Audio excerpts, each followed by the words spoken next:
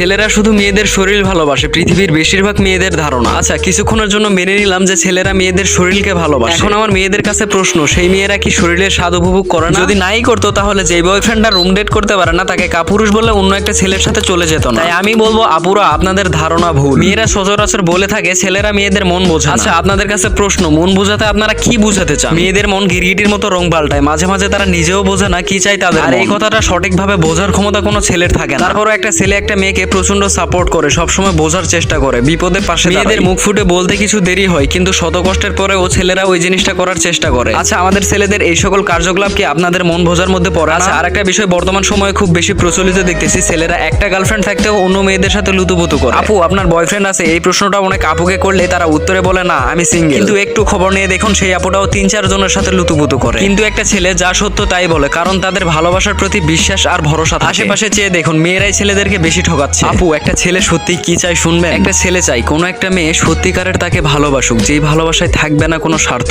থাকবে না কোনো তৃতীয় পক্ষ। অজস্র চুমুর থেকেও একটা ছেলে বেশি গুরুত্ব দেয় মেয়েটা তাকে পাশে বসে খাওয়া, আদর করে বলুক এটা নিচ্ছ না যে, বা অভিমানের সুরে বলুক আমার রান্না ভালো হয়নি, তাই না? একটা মেয়ের সাথে রাত কাটানোর চাইতে ছেলেটা বেশি পছন্দ করে মেয়েটা বলুক চলো না ছাদে গিয়ে তোমার কাঁধে মাথা রেখে সারা রাত চন্দ্র দেখি। অতি সাহসী ছেলেরাও চায় তাদের বিপদে কোনো একজন মেয়ে নরম কণ্ঠে বলুক চিন্তা করো না, সব ঠিক হয়ে যাবে। একজন মেয়ে যেমন চায় তার জীবনে এমন কেউ আসুক যে তার স্বপ্নের রাজকুমার হবে, তেমনই একজন ছেলেও চায়। তাই আপুরা, ছেলেদের ভুল না বুঝে তাদের সঠিকভাবে বুঝতে শিখুন, মনের মতো করে ধরে রাখতে শিখুন, অল্পতেই সন্তুষ্ট হন, কোনো সময় বেশি চাহিদা করতে যাবেন না, যা আছে তাই নিয়ে হ্যাপি থাকুন। আর একটা কথা ভাবুন, আল্লাহ তাআলা আপনাকে যা দিয়েছে অন্যজনকে কিন্তু তাও দেয়। অতএব নিজের চাহিদা কম রাখুন, অল্প জিনিসে সন্তুষ্ট থাকুন, অনেক ছোট্ট ছোট্ট জিনিসে লাইফে অনেক বেশি হ্যাপি হওয়ার চেষ্টা করুন, দেখবেন জীবন অনেক সুন্দর। দামি রেস্টুরেন্টে গিয়ে যে শান্তিটা পাবেন, 10 টাকার গোলাপ ফুল কিনে রাস্তার ধার দিয়ে আপনার সেই প্রিয় স্বামীটাকে নিয়ে 20 টাকার বাদাম কিনুন, পরন্ত বিকেলের মাঝে হাঁটা চলাফেরা করুন। আমার মনে হয় এই 30 টাকার সুখ আপনি 5 স্টার হোটেলে গিয়েও পাবেন না। অতএব যেটুকু আছে সেইটুকু